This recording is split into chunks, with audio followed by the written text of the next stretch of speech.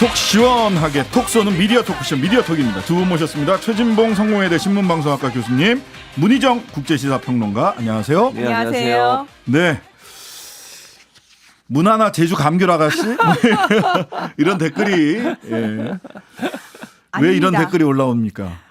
제주 MBC에서 4년간 근무를 해서 네. 제주 하면 감귤이 떠올라서 자연스럽게 연결시켰지만 저는 감귤 아가씨도 아니고 미스코리아는 더더욱 아닙니다. 네.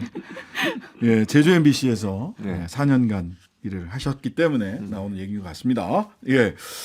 자, 바로 들어가면 요즘 이건 거의 뭐 혐오 표현에 가까운 거 아닌가라는 평가를 할 수도 있을 것 같아요. 노동조합, 노동 관련 법률에 대한 보도 무척 많이 나오고 있는데 뭐 대통령이 앞장서서 딱 보니 건폭이네. 뭐 이런 얘기까지 하고 있어요.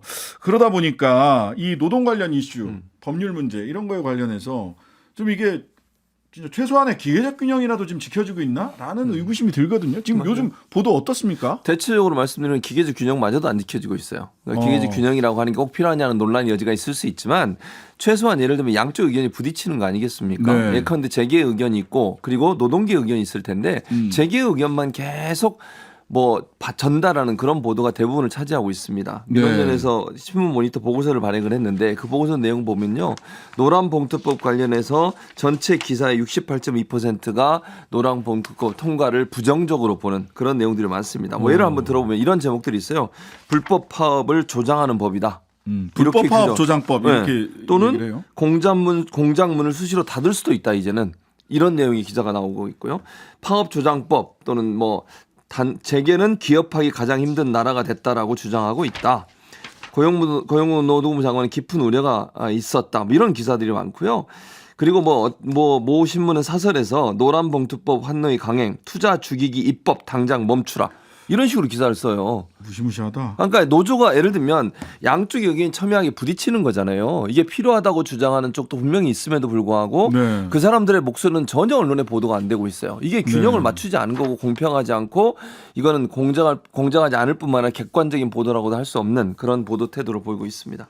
저희가 왜 네, 취재원의 문희정 발언을 아나운서라고 할 뻔한 문희정 평론가님. 네, 그 취재원의 발언을 그대로 헤드라인에 쌍따옴표, 큰 따옴표 해가지고 하는 중계식 거. 보도. 예, 그거 하면 안 된다라고 얘기를 하잖아요. 왜냐하면 언론사는 사실 역할 자체가 이 사람의 발언에 대해서 검증과 판단을 해야 되거든요. 그래서 보도 그렇죠. 안에 그 내용을 담아줘야 되는 게 제대로 된 언론사의 역할인데 그거 없이 그냥 계속 중계만 해주는 거잖아요. 네. 근데 문제는 뭐냐면은 이번에 노란봉투법과 관련해서도 이렇게 헤드라인에서 큰 따옴표 안에 있는 입장들은 다 재계라든지 또는 어떤 소위 말해서 노동의 부정적인 입장들이 거의 대부분이라는 거예요. 실제로 노동계의 입장이라든지 이걸 찬성하는 사람들의 입장이 헤드라인 속에서 큰 따옴표에 들어간 경우는 없었다라는 겁니다. 네. 참.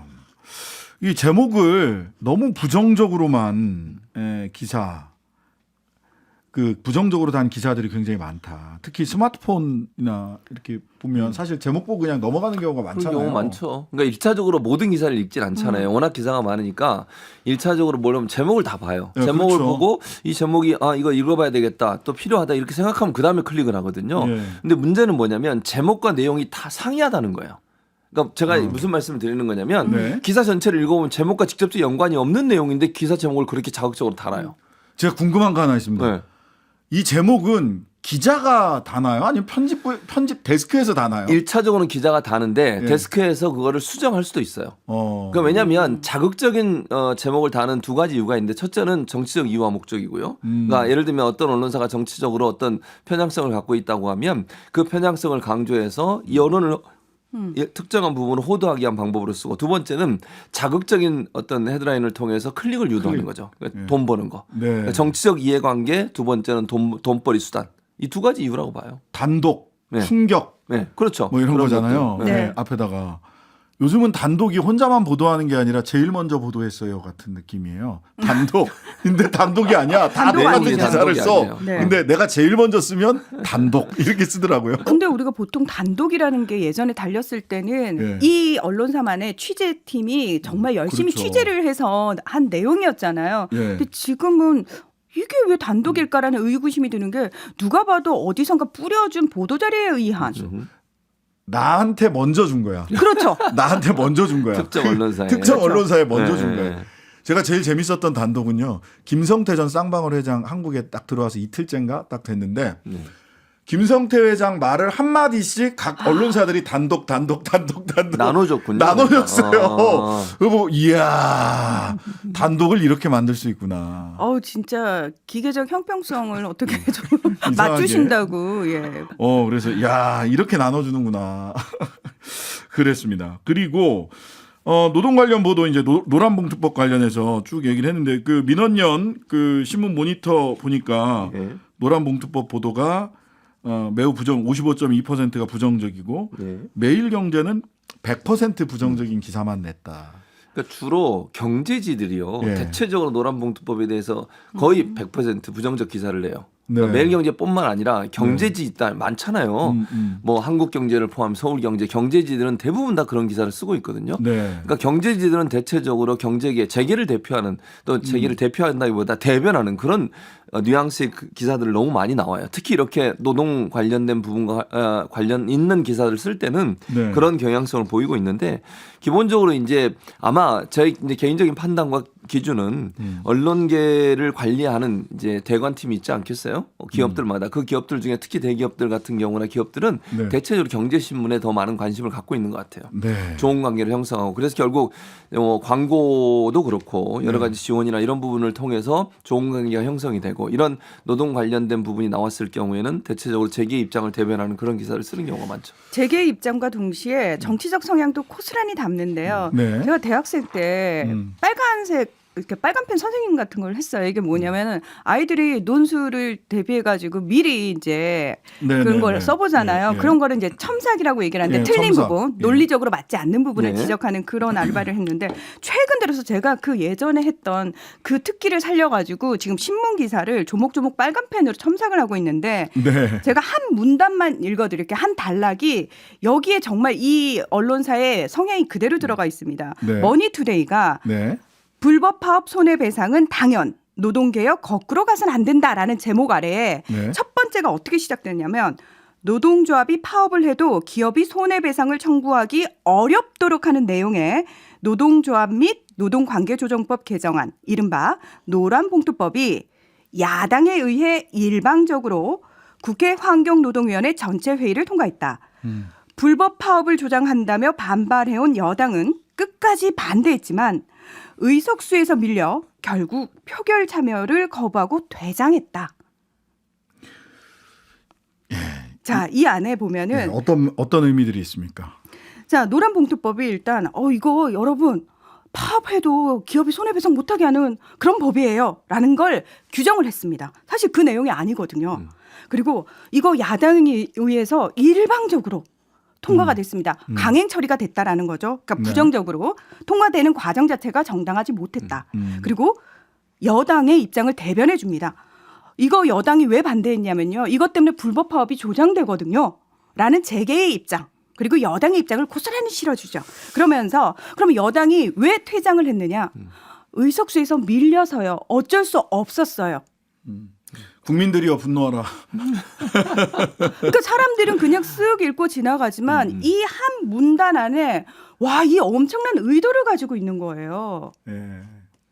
이렇게 그런 트레이닝을 하는 것 같아요. 이렇게 보면 객관적으로 보이게 기사를 쓰면서 네. 그 의도를 쫙 거기 배치하는 방법론 그렇죠. 뭐 이런 거. 그러니까 사람들에게 아주 자연스럽게 스며들게 하고 세뇌시키는 거죠. 그러니까 이게 객관적으로 보이게 했던 게 가장 많이 쓰는 게 아까 이제 문희정 평론 잠깐 다운표 저널리즘이에요. 다운표. 예, 누구 말 인용하는 거. 자기들은 빠져 있는 것처럼 하잖아요. 근데 그 인용이 편파적이에요. 그러니까 인용을 양쪽으로 해야 될 거 아니에요. 예를 들면 노란봉투법은 기업이 의견도 있지만 노조의 네. 의견은 왜 안다는 거예요. 그러면 그러니까요. 다운표를 따더라도 배치되게 양쪽의 의견이 첨예하게 대립되는 부분이 있다면 그 부분에 대해서 양쪽 의견을 함께 보도를 해야 하는데 그렇지 않는 게 문제라는 거죠. 저는 근데 이 불법 파업 조장법이라는 얘기는 정말 대단한 그 프레임인데요. 왜냐하면 노란봉투법은 지금까지 손해배상 민사 소송을 많이 당하는 이유가